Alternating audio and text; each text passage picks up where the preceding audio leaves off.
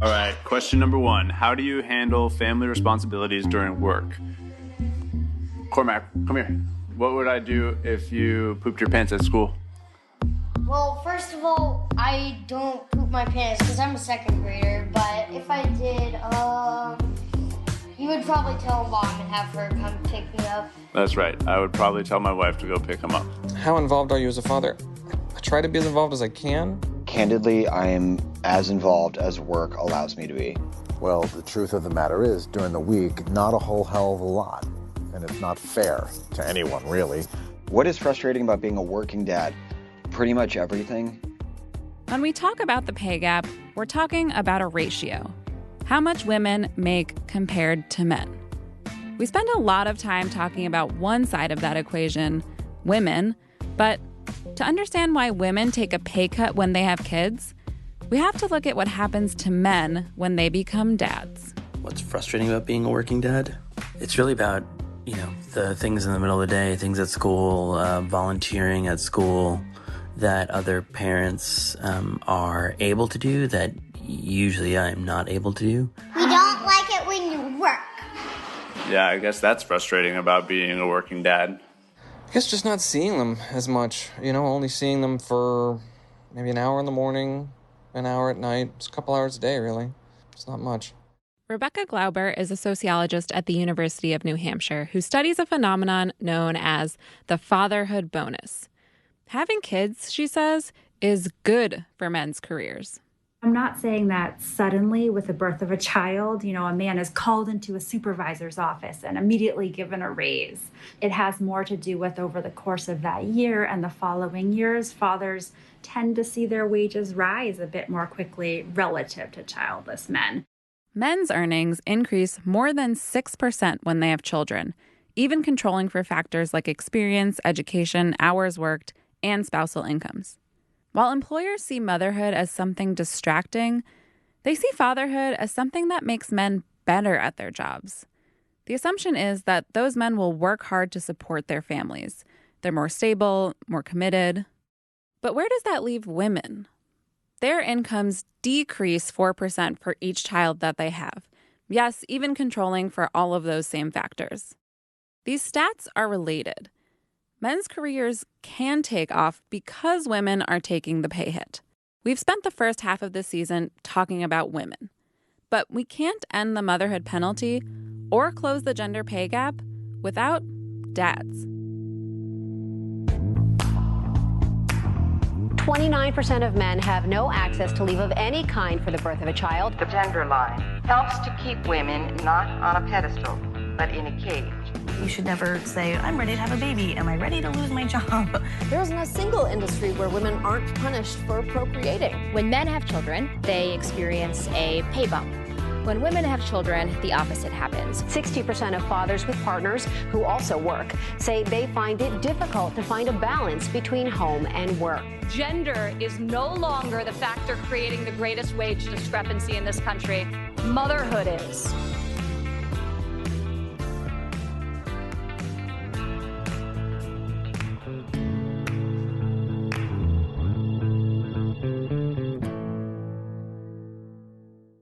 Welcome to The Paycheck. I'm Rebecca Greenfield. In a two-parent household, it makes sense, in theory, that both parents would share the burdens of childcare equally and split the professional consequences. But it doesn't work that way. The same structures that discourage moms from working also discourage men from spending more time with their kids. Historically, it's been hard to get men in positions of power to see how these gender roles have hurt women. What's been a lot more convincing is showing how these gender roles hurt men too. One of the first people to show how effective this argument is was Ruth Bader Ginsburg. In 1972, she took up her very first gender discrimination case. Charles Moritz was a single man who took care of his elderly mother. So when he filed his taxes, he took a deduction for money he spent on her caretakers. But the IRS rejected his claim. And they said, well, if we're talking about caregivers, then this must be women. That's Daniel Stiepelman, who wrote the Ruth Bader Ginsburg biopic On the Basis of Sex. He also happens to be Ruth Bader Ginsburg's nephew. Daniel says that the caretaker benefit was really written with women in mind. The great irony of so many of these laws is that it came from a place of men thinking they were being helpful. And in their mind, if you were a woman, you were the caregiver to your family. Ruth Bader Ginsburg argued the case under the Civil Rights Act, which says you can't discriminate on the basis of sex.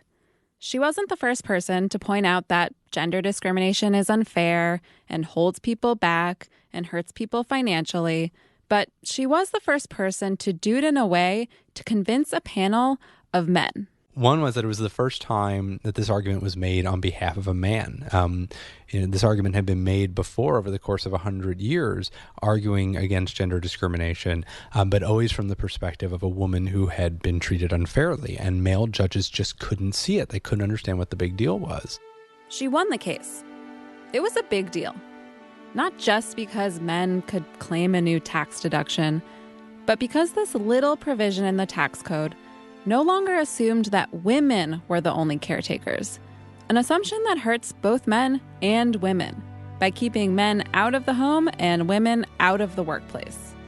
It was an even bigger deal because it opened up the door for Ruth Bader Ginsburg and others to challenge any law that viewed men and women differently. And there were a lot of them. The Charles Moritz case became Ruth Bader Ginsburg's playbook for the next decade.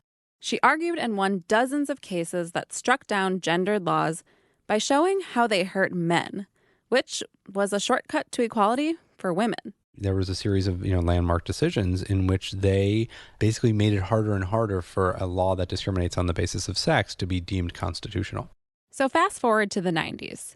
Legislators were drafting the Family Medical Leave Act, and because of Ruth Bader Ginsburg's fight, they purposefully used gender-neutral language.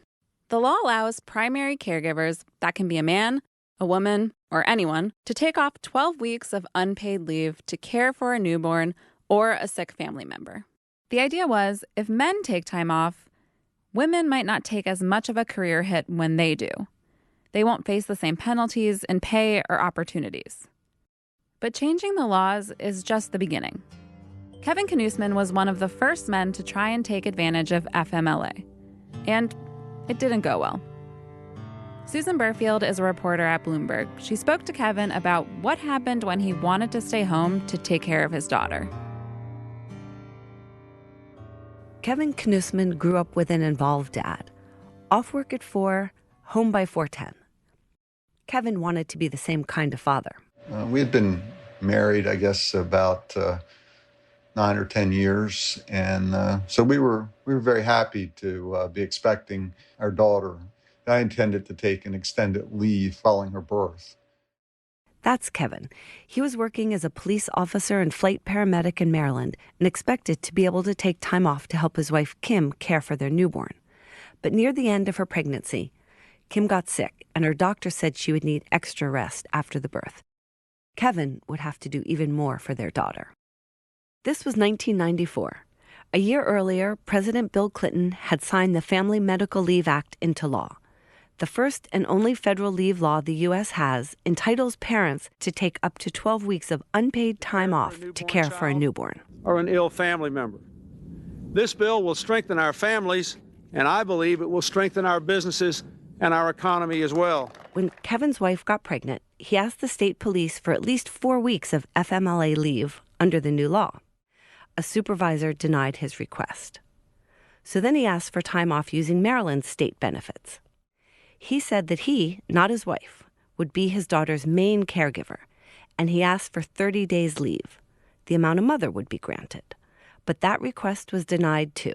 He was told, "You're not entitled to be a primary care provider because you're a man. And unless your wife is dead or in a coma or you can breastfeed, you're not and will not ever be qualified for a primary care provider." After 10 days, HR ordered Kevin back to work. Well, I was dumbfounded. I was a long-time state trooper. I had lots of leave, and to my way of thinking, I was entitled to use that leave. My wife needed help.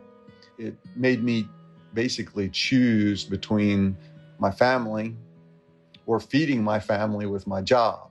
Kevin was up against centuries of social norms. Mothers are automatically assumed to be the main caregivers in the months after the birth and all the years after that. Fathers are assumed to be the providers. FMLA was supposed to be a new labor standard that applied equally to women and men, exactly what Ruth Bader Ginsburg wanted. If it just applied to women, employers would have incentive not to hire them, or promote them, or pay them fairly. I immediately recognized this as a case that was firmly within the tradition of the ACLU as Ruth Bader Ginsburg first envisioned it. And the FMLA had just recently passed, so this was very exciting to me. That's Sarah Mandelbaum, one of the lawyers from the American Civil Liberties Union who worked on Kevin's case. After the Charles Moritz case, Ruth Bader Ginsburg co-founded the Women's Rights Project at the ACLU, which is where she worked to keep striking down laws that treated men and women differently. The FMLA should have been the perfect example of a law that met Ginsburg's standard. According to FMLA, Kevin should have been entitled to the time off. He'd been on the police force for 18 years. FMLA kicks in after 1 year. So Kevin sued, and he got lots of recognition from it. He spoke to Congress. He was in Hillary Clinton's book. He met the president. Kevin became Trooper Dad. His lawyers expected the state to quickly settle the case. These rights were not abstractions. This is bedrock stuff. Family values, equal treatment that should, cut across gender lines. That was Robin Cockey, another of Kevin's lawyers. They all thought Kevin was the perfect plaintiff. One of the cool aspects of the case was that Kevin was not a granola crunching hippie. Kevin was, just a classic state trooper, straight out of Central Casting. He was a lifelong Republican, an NRA member, a born-again Christian, a rock-solid Eastern Shore conservative, and that made the sort of personal dynamics of the case fascinating. Robin was surprised that the police and the state dug in, but most state troopers were male.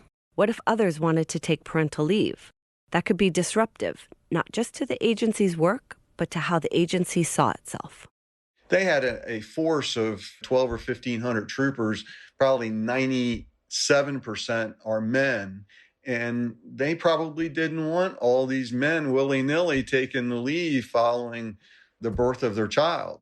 Kevin was taking a stand against his employer, and not just any employer, but the Maryland State Police. He was threatening how the mostly male organization functioned. It would have to take account of its employees' home lives. It would have to become more flexible. They were going to have to give male employees the same leave benefits as the women were entitled to. That was pure and simple. From the time he filed the lawsuit in 1995 to the trial in 1999, Kevin showed up for work. He flew in the helicopter. He gave medical assistance. He dealt with criminals. At home, he helped care for his daughter, Paige, and a second daughter, Hope.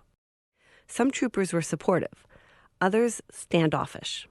Some of the, more traditional state police employees were pretty reserved or maybe puzzled by the whole stay-at-home dad kind of thing. But there were lots of civilian employees in the state police. There were a lot of young troopers that were absolutely supportive. But suing your employer is stressful. You're hyper-vigilant is, the word that the professionals might use. You just want to be on your game and not give any room for disciplinary action to be taken. So it was pretty difficult. Kevin became depressed and sought psychiatric treatment. The state would later use that against him. And then finally, in January 1999, after 4 years of waiting, Kevin's trial began. The law was pretty clear. Men are entitled to use FMLA too. It doesn't matter if their wives are healthy or sick. The trial lasted 2 weeks. The jury deliberated for only 2 hours. It awarded Kevin $375,000 for emotional damages in the first ever sex discrimination verdict in conjunction with the Family and Medical Leave Act. There were several times the jury gasped at revelations in the process of the trial from the people that were testifying on behalf the state police. And so we felt that there was an emotional impact. The state appealed the verdict. Eventually, that $375,000, it was reduced to about $40,000. There were also repercussions against Kevin because he broke this code of manhood. When he returned to work after the trial, he was grounded. The police insisted he undergo a psychiatric evaluation before he could rejoin the flight paramedics. The Baltimore Sun said using his past mental health issues against him was an old ruse of dictators. Kevin calls it retaliation. They never came and got my police car, my gun, or my badge. They never suspended my arrest powers, but they did not let me fly. 6 months after the verdict, in July of 1999, Kevin retired from the Maryland police force. He didn't get a party or a parting gift. He was 42. Kevin became a stay-at-home dad, and when his daughters were older, he returned to being a paramedic, but not for the state. Kevin's case set the legal precedent for more men to take time off when their kids are born. But the stigma remains, and many of the men we spoke to say they still find it hard to break the gender norms. I'm expected to handle 100% of what happens with work and generating income, right? I am the only person that generates an income at my house, and so I'm 100% responsible for that. And so the pressure's on to make sure that I'm performing at a high level at work so that that income can be there to support our family. That I feel my guilt is that I'm actually going to work and not able to spend time with her. It's not the other way around. It's not like work is, I feel bad for leaving. It's, I feel bad for not being with her and going to work. But for now, yeah, there's these sometimes these moments when you just watch opportunities have to float away. I've never been penalized for leaving work to go and be with the kids, but they'll say things like, oh, you're going home to babysit? You know, time is the most precious and valuable commodity that we have.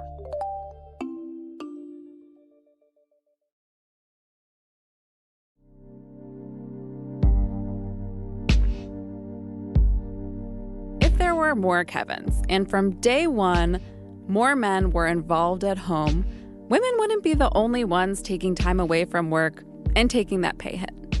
But getting them to actually be involved parents is a whole other challenge. Keith Parmenter, who's a law professor at Willamette University, says that partly they're worried about the professional consequences. He studied paternity leave patterns over the past several decades and what happens to the men who take it. Those fathers are more likely to be punished at work, to be viewed as less committed to work, to be viewed as, frankly, less masculine. And so the code and the pressure coming culturally and from employers specifically is loud and clear to men that if you dare sort of break that gender norm and actually engage in caregiving, you're going to be punished. But another part of it is that we still don't expect much of men. We still live in a world where celebrity men are championed for acknowledging they have a kid. Is the bar that low?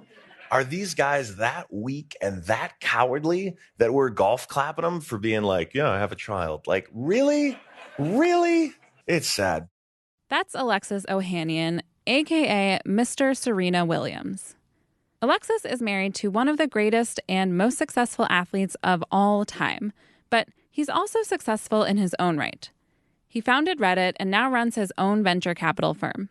In the last year and a half since his daughter, Alexis Olympia Ohanian Jr., was born, Alexis has cultivated a public image of himself as a woke, involved dad. All you have to do is look at his Instagram. Where's your belly?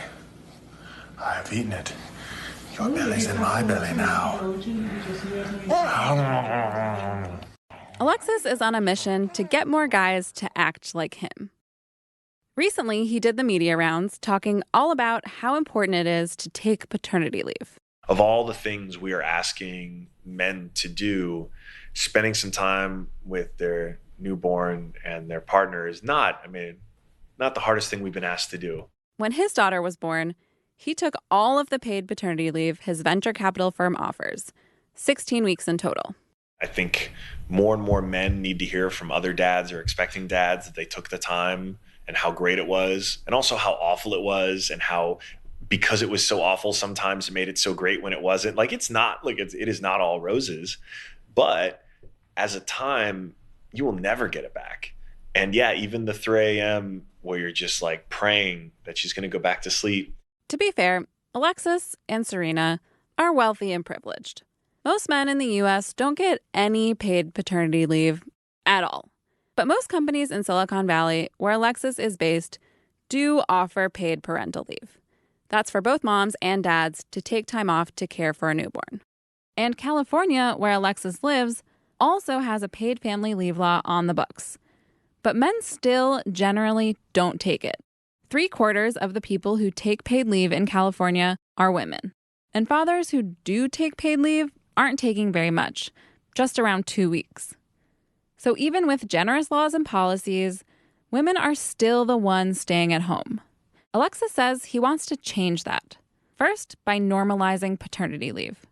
If other men see him taking the leave, they'll think it's okay to take time off too. And I heard from a lot of founders in the Valley, I heard from a lot of employees in the Valley, how important it was that they saw me taking my full 16 weeks and being really outspoken about it. Once the stigma washes away, it'll be pretty quick to adapt. And if Sweden is any indication, I don't know if you've seen the latte papas. The latte papa trend is fascinating in Sweden. It's just all these rugged Swedish dudes going out with their baby Bjorns.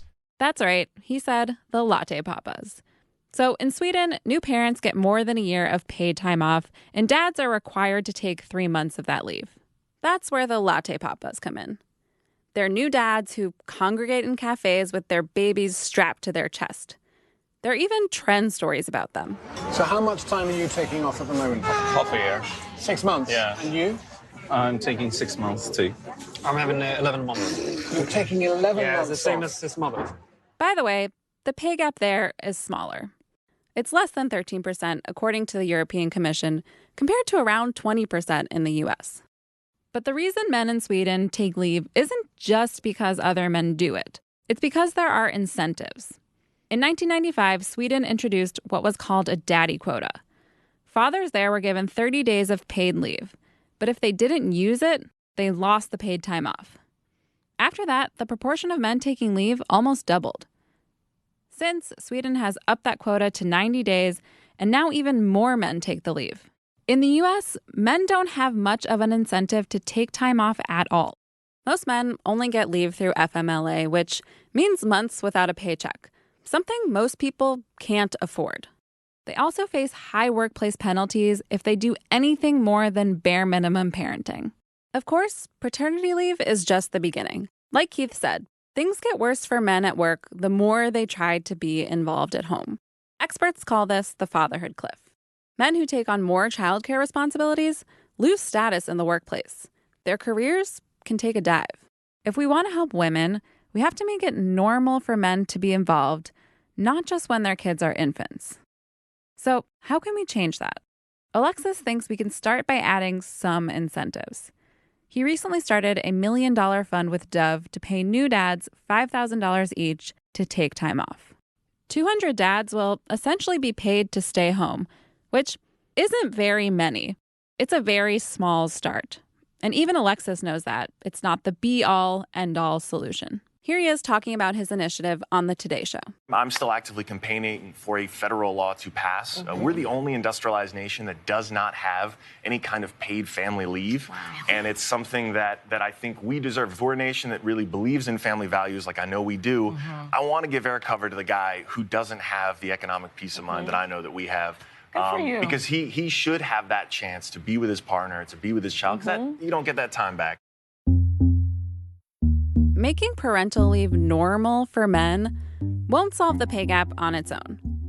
There's 18 years of a kid's life at home after that.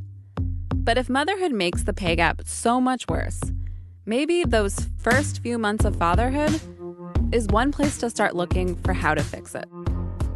Next week on The Paycheck, what happens to the global economy when women stop having kids?